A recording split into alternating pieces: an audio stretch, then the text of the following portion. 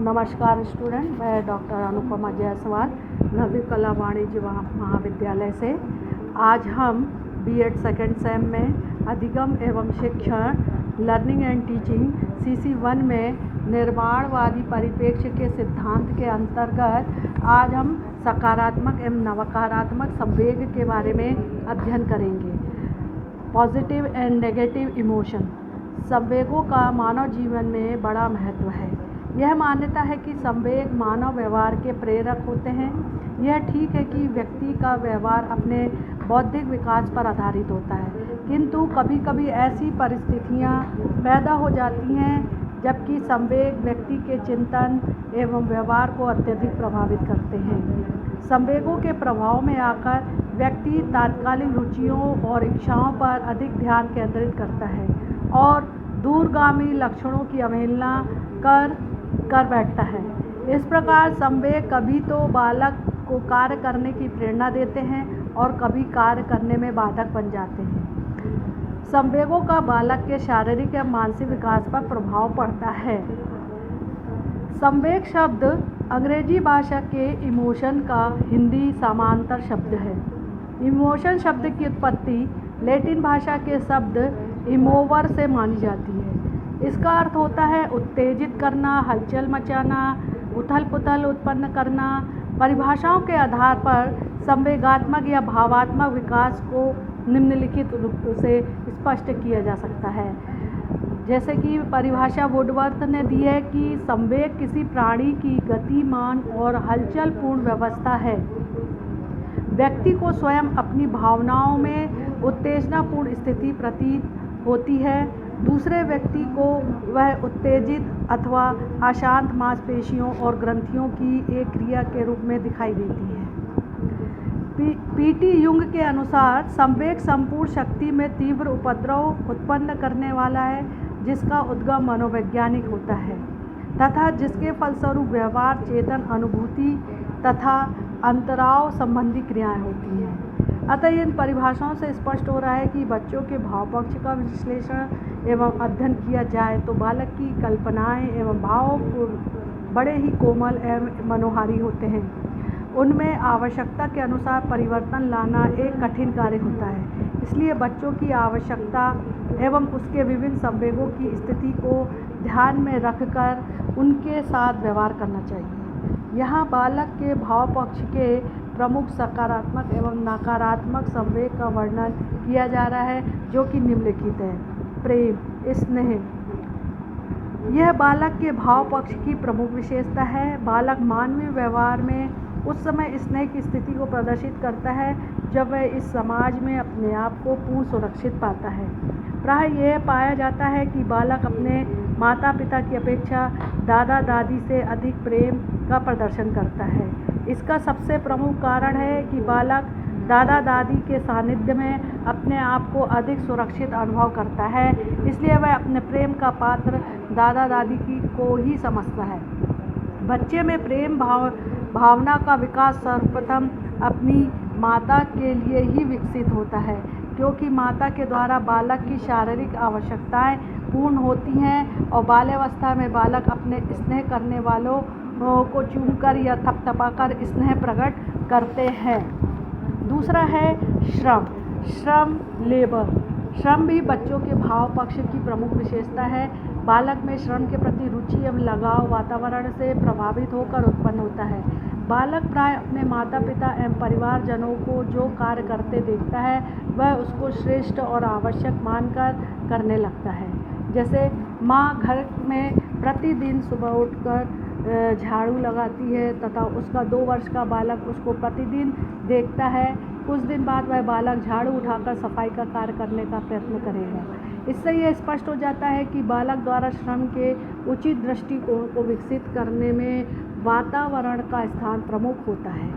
बालक स्वभावगत भी परिश्रम करता है। प्राय खेल में ईंट पत्थरों से घर का निर्माण करता है, नालियाँ खोदता है एवं विभिन्न प्रकार के गड्ढे खोदता है। इस प्रकार बालक के अंतर्गत श्रम की भावना पाई जाती है। जैसे कृषक का बेटा कृषि कार्य में सहायता करता है और बढ़ई का पुत्र बढ़ई के कार्य में सहयोग करता है। इससे ये स्पष्ट होता है कि बालक में श्रम की भावना जन्म से ही पाई जाती है, जो समय के अनुसार परिपक्व एवं वातावरण के द्वारा विकसित एवं निर्धारित होता है। तीसरा है क्रोध, एंग्री।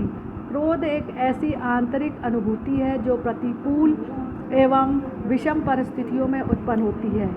प्रायः यह पाया जाता है कि बच्चों की इच्छा के विपरीत जब कोई कार्य होता है तो उनके व्यवहार में परिवर्तन आ जाता है। क्रोध के कारण बालक के व्यवहार में दो प्रकार के परिवर्तन होता है। आवेगात्मक व्यवहार के फलस्वरूप बालक अपने क्रोध को रोककर वस्तुओं को तोड़ मरोड़ कर, फोड़कर तथा बड़ों को मारपीट का व्यक्त करते हैं। द्वितीय स्थिति के व्यवहार में वह क्रोध उत्पन्न करने वाली वस्तु को त्याग देता है, अर्थात पलायन कर जाता है। बच्चों में प्राय क्रोध उत्पन्न होने के अनेक कारण होते हैं।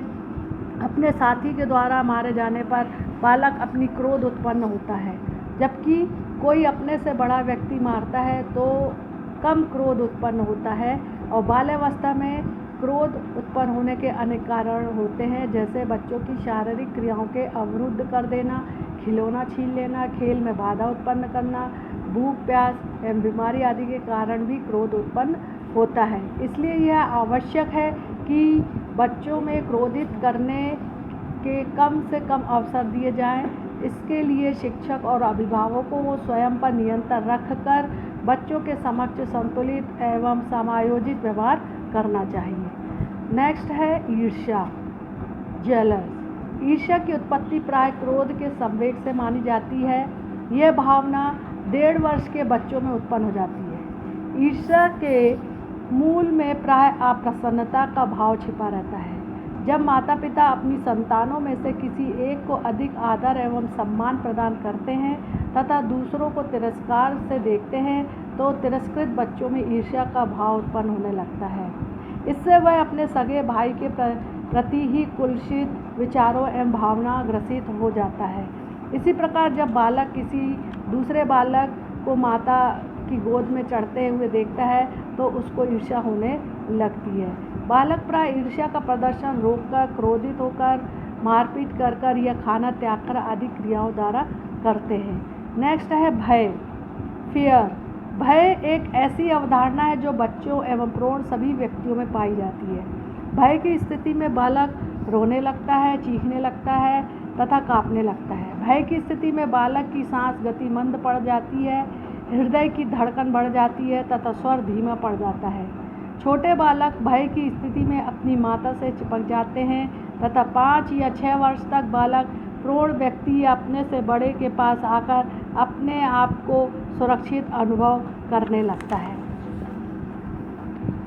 बच्चों के अंदर भय उत्पन्न होने के प्रमुख 3 कारण माने जाते हैं। प्रथम कारण व्यक्तिगत अप्रिय अनुभूति को माना जाता है। जब बालक दूध या आग से जल जाता है तो आग या दूध को देखकर उसको भय उत्पन्न होता है। दूसरा कारण अनुकरण का माना जाता है। जब बालक अपने से बड़ों किसी वस्तु या परिस्थिति से डरते हुए देखता है तो अनुकरण स्वरूप उस वस्तु से भयभीत हो जाता है। जैसे सर्प, शेर, बिल्ली एवं बंदर आदि से बड़े व्यक्ति डरते हैं तो बालक भी भयभीत हो जाता है। तीसरा स्थिति अनुबंध की होती है। जब किसी वस्तु को देखकर कोई अप्रिय घटना हो जाती है तो उससे भी भय उत्पन्न हो जाता है। जैसे पिता आकर बालक की मां को मारना प्रारंभ कर देता है तो बच्चों को डांटना फटकारना प्रारंभ कर देता है, तो यह स्थिति बार बार होती है तो बालक अपने पिता को देखकर भयभीत हो जाता है। इस प्रकार बालक में भय की स्थिति उत्पन्न हो जाती है और उसकी अनुभूति ही अनुकरण एवं अनुबंध मानी जाती है। नेक्स्ट हम देखेंगे संवेगों पर मनन या अंतर्चिंतन। एक शिक्षक को सकारात्मक संवेगों पर मनन एवं चिंतन भी करना चाहिए। सामान्य रूप से हम संवेगों के विविध रूप समाज में व्यापक रूप से देखते हैं। प्रेम, क्रोध, भय, ईर्ष्या एवं अन्य संवेग का स्वरूप समाज को विभिन्न रूपों में विकसित करता है। बालक का व्यवहार भी संवेगों पर ही निर्भर करता है। शिक्षक का स्वयं का व्यवहार भी संवेग पर निर्भर होता है। इन संवेग व मनन अंतर्चिंतनों को निम्नलिखित संवेगात्मक अस्थिरता के दोषों से मुक्ति पाई जाती है। पहला है भय पर चिंतन, थिंकिंग ऑन फेयर। भय नामक संवेग शब्द का संबंध मैकडूल ने पलायन नामक मूल प्रवृत्ति से बताया है। एक शिक्षक को भय के सकारात्मक और नकारात्मक परिणामों पर चिंतन करना चाहिए। सकारात्मक रूप में भय अनेक अवसरों पर हमको त्रुटिपूर्ण कार्य करने से रोकता है, जैसे चोर पुलिस के भय से चोरी नहीं करते हैं तथा दंड के भय के कारण ही अनेक अपराधी पुनः गलत कार्य नहीं करते। जबकि नकारात्मक पक्ष के अंतर्गत किसी बालक में विद्यालय में एवं अध्ययन प्रक्रिया के प्रति भय उत्पन्न हो जाता है तो वह विद्यालय एवं शिक्षण अधिगम प्रक्रिया से दूर जाता है। तो छात्र का विद्यालय से भागना इसका प्रमुख उदाहरण है। इसलिए एक शिक्षक को यह प्रयास करना चाहिए कि छात्रों में भय उत्पन्न ना हो। दूसरा है क्रोध पर चिंतन, थिंकिंग ऑन एंग्री। सामान्यतः ये देखा जाता है कि चिंतन की प्रक्रिया में क्रोध को सर्वोपरि स्थान दिया जाता है। सामान्य रूप से व्यक्ति यह प्रयास करता है कि किसी भी प्रकार से क्रोध को समाप्त किया जाए। इस पर अनेक मनीषियों ने भी चिंतन किया है। गोस्वामी तुलसीदास जी ने कहा है कि क्रोध पाप का मूल अर्थात क्रोध ही समस्त पाप एवं अनैतिक कार्यों की जड़ है। क्रोध के कारण ही संसार में अनेक हिंसात्मक कार्य होते हैं। इसलिए एक शिक्षक को सदैव क्रोध रोकने के उपाय पर विचार करना चाहिए। तीसरा है घृणा पर चिंतन, थिंकिंग ऑफ डिसगस्ट। घृणा का संबंध निवृत्त नामक मूल प्रवृत्ति से होता है। एक शिक्षक को घृणा नामक संवेग पर पूर्णतः चिंतन करना चाहिए। उसको अपने व्यवहार में घृणा नामक संवेग को स्थान कम से कम देना चाहिए, क्योंकि घृणा वर्ग संघर्ष की स्थिति उत्पन्न करती है। जैसे कक्षा में एक बालक अपराधी प्रवृत्ति का है तो शिक्षक को उसे घृणा नहीं करना चाहिए, वरन उसकी अपराधी प्रवृत्ति को दूर करने का प्रयास करना चाहिए। और घृणा करने से उसकी अपराधी प्रवृत्ति में सुधार संभव नहीं होगा। इसी प्रकार शिक्षक के द्वारा छात्रों को बताया जाना चाहिए कि घृणा हमको अनैतिक, अमानवीय एवं हिंसक कार्य के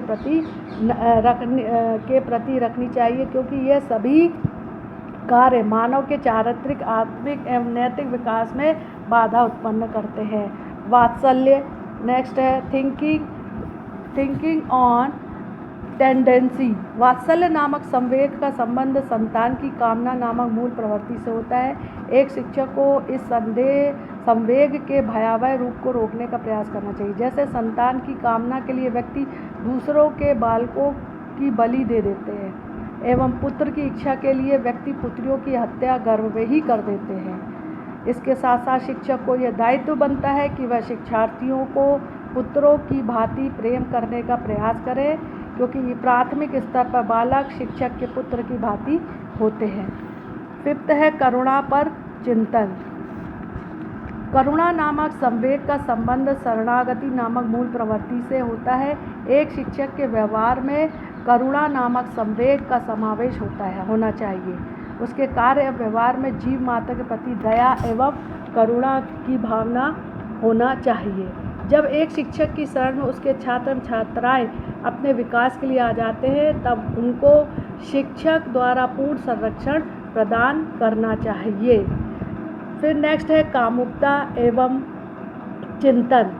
कामुकता नामक संवेग का संबंध काम प्रवृत्ति से होता है। एक शिक्षक को इस संवेग पर पूर्णतः मनन एवं चिंतन करना चाहिए। काम प्रवृत्ति का विकास होने पर व्यक्ति अनेक प्रकार के अमानवीय कार्य करने लगता है।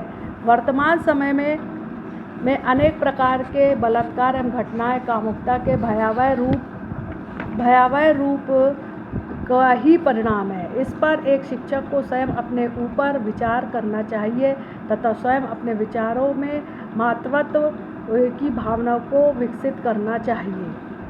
आश्चर्य पर चिंतन नेक्स्ट है थिंकिंग ऑन वंडर। आश्चर्य नामक संवेग की मूल प्रवृत्ति जिज्ञासा है। जब व्यक्ति द्वारा किसी अभूतपूर्व घटना को देखा जाता है या कोई घटना कल्पना से परे होती है, जब व्यक्ति को आश्चर्य होता है। जैसे अमेरिका में बालक ने महात्मा गांधी के बारे में सुना कि वह अहिंसा और सत्य में विश्वास रखते थे, तब तथा सहिष्णुता में सबसे आगे, तो उनको आश्चर्य हुआ। इसी प्रकार विज्ञान की अनेक खोजों एवं घटनाओं से भी हमको आश्चर्य होता है, जैसे चंद्रमा पर मानव का पहुंचना एवं वहाँ के बारे में जानकारी प्राप्त करना एक आश्चर्य का विषय है।